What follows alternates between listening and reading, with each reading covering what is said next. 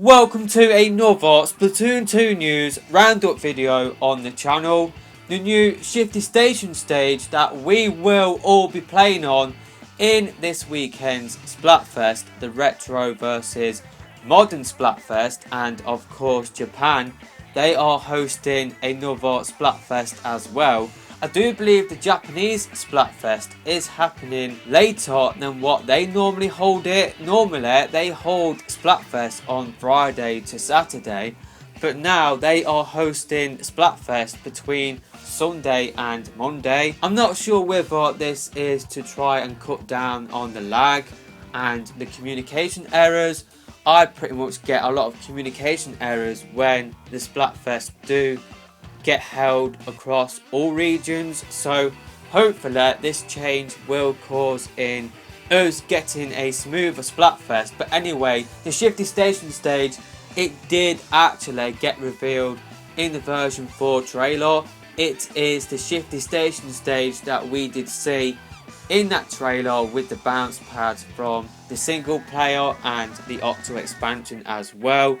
It does look really narrow, so yeah, really I'm looking forward to playing on this stage, seeing how it does pan out compared to the other Shifty Station stages that we have had recently.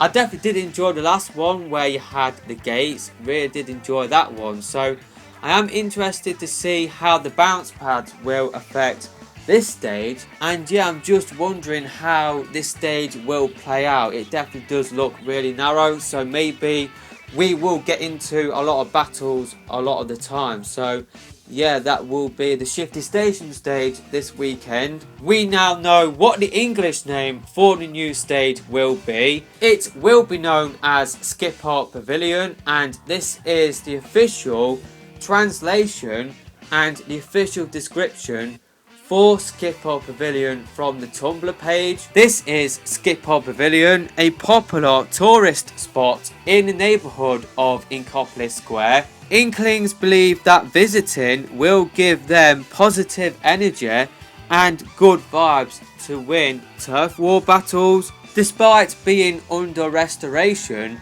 Inklings and Octolings enjoy battling here using the scaffolding and the fences. This stage will join the rotation in early October. Now, something that some people in the community are pointing out with the screenshot we did get a couple of days ago from the Japanese Twitter account is that the layout, it does seem to be similar to the layout of Salt Spray Rig.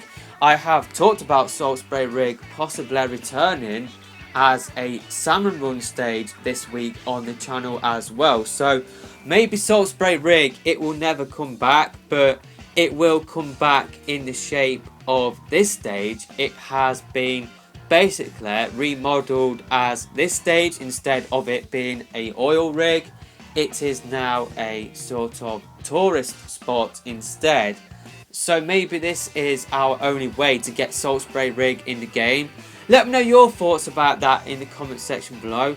Really, I'm looking forward to playing on this stage, and yeah, this is the final stage coming to the game early in October, which early October is around about a couple of weeks time, so we don't have long to wait to play on this brand new stage. We now have English translations for the new band. The band will still be known as Sashimore in the English version of the game, and we now have an official description for Sashimore from the English version. So yeah, I'm just going to read out that description we got from the Squid Research Lab Tumblr page. Sashimore are part of the rising tide of new bands emerging in this post-Inklings versus Octolings world we find ourselves in. They were originally a Wall of Sound style hard rock band, but decided to ditch their domineering singer.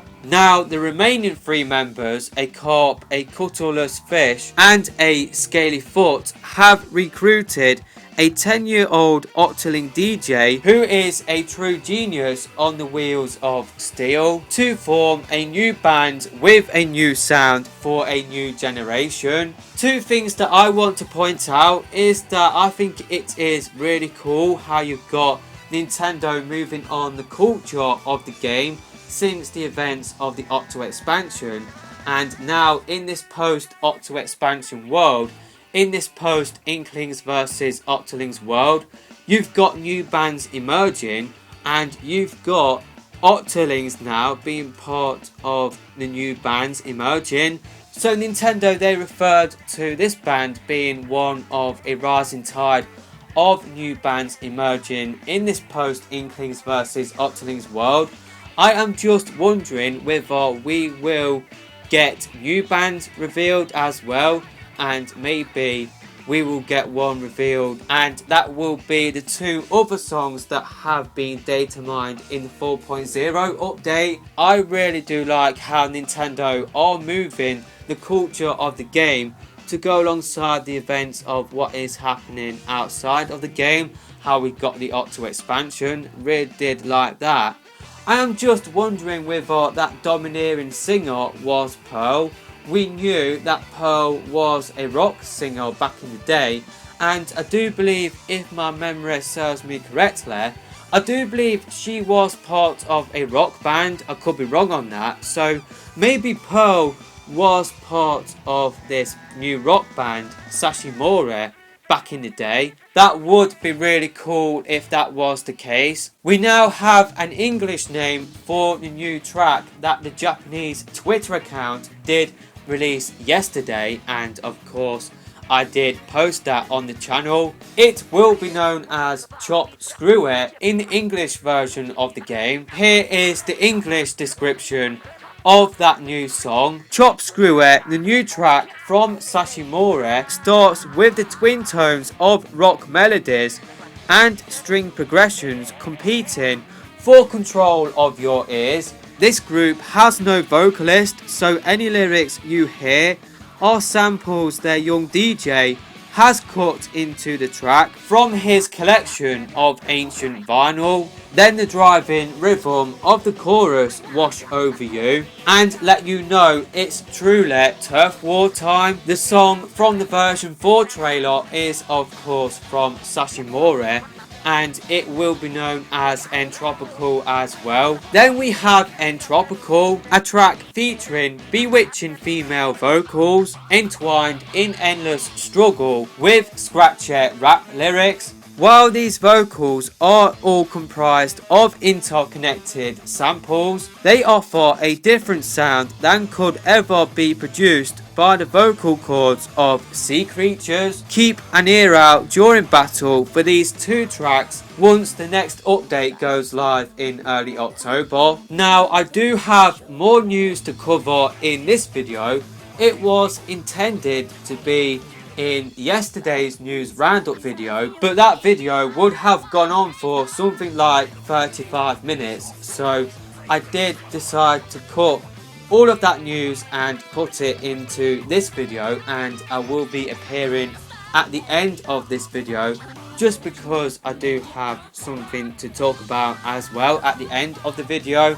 So yeah, I will leave you to watch the rest of this video, and then I will be coming back at the end. Now, I am not sure whether you guys have bought a 12-month membership at the moment, or whether you are on a 7-day free trial like myself, but if you do buy a 12-month membership, when your 7-day trial does end, then pretty much in the exclusive offers section you can basically enroll to get an exclusive gear in Splatoon 2, and I did talk about this earlier in a news roundup video last week.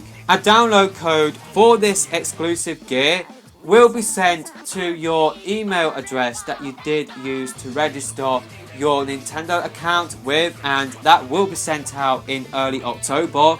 So we could be around about a week or 2 weeks away from getting that exclusive gear when you do buy a 12-month membership. And basically when we do get that, then I will show that off on the channel, and I will show how to get that exclusive gear. That will be a video when that exclusive gear does go live. Now this is an exclusive offer for UK Inklings and Octolings that are watching this video. You can get a 12-month Switch online membership for £15.97, I do believe. Actually, it is £15.67, and this is from CD Keys. And in order to get that offer, you either need to like their Facebook page or pay with Apple Pay, and I will leave a link to that in the description for you to check out. Now once again, Splatoon 2 has been faced with hacking problems. Someone named God has been running around with pretty much God hacks where nobody could splat them. They were going around in tower control, in rank X particularly, and they were just wreaking havoc. And I do believe this person is the same person that did hack the Splatoon 2 leaderboards, and basically they changed their accounts to say P2P and bad, anti-cheat question mark, still $20, and then God for the last one.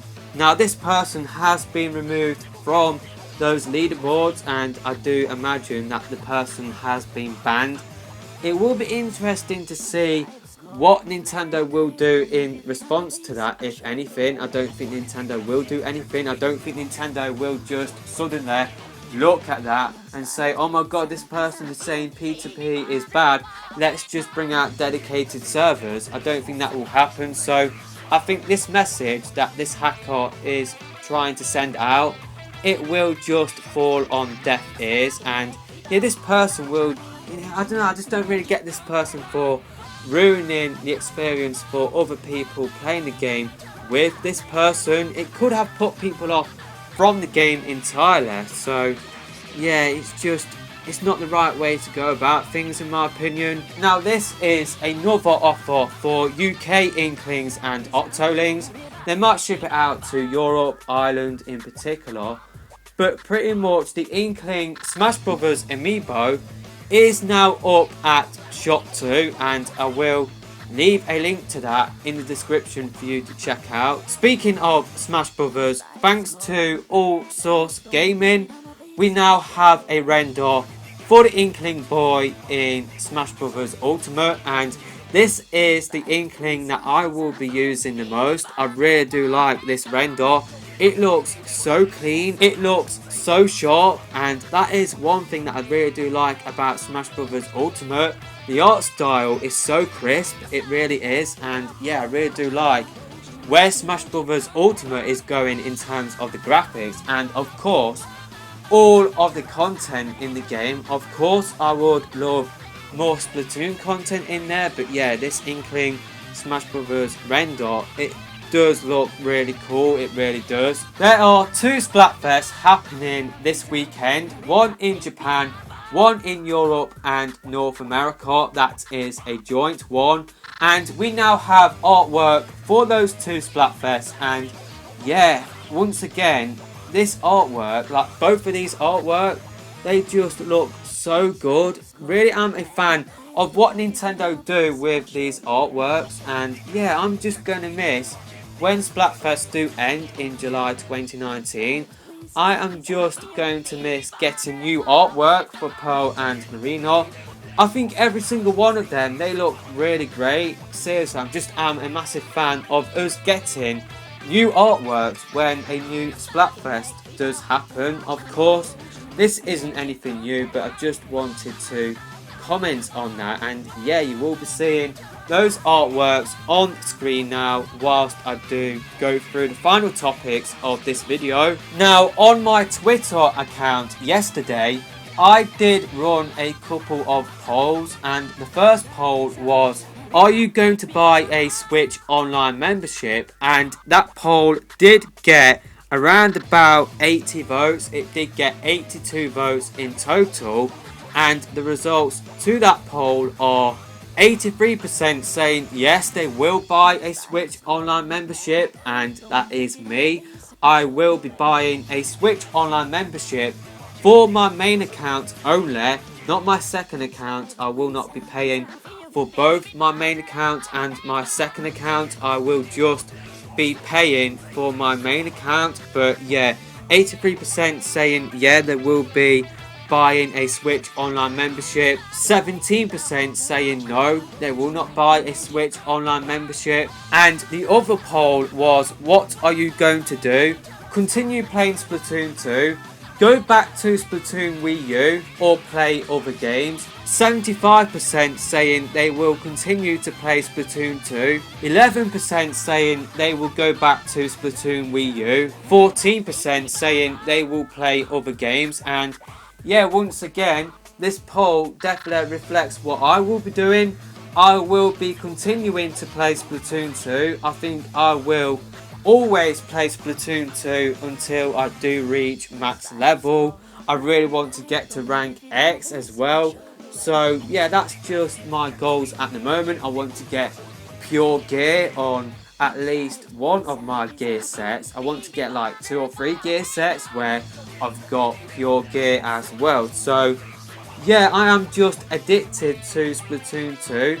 Now say like if Nintendo come out and say, you know what, we're shutting down Wii U servers on like April 2019, then what I would do is pack up my Switch for a little bit, or pack up my PS4. Unfortunately, I don't have enough room to set up my Switch, my PS4 and my Wii U as well. But what I would do is set up my Wii U in that situation and play Splatoon 1 until those servers do shut down, if they ever did decide to do that, which I don't know, I'm kind of thinking that maybe they might do that just to get people over to the second game, just because that is where they would make money from people picking up a Switch Online membership.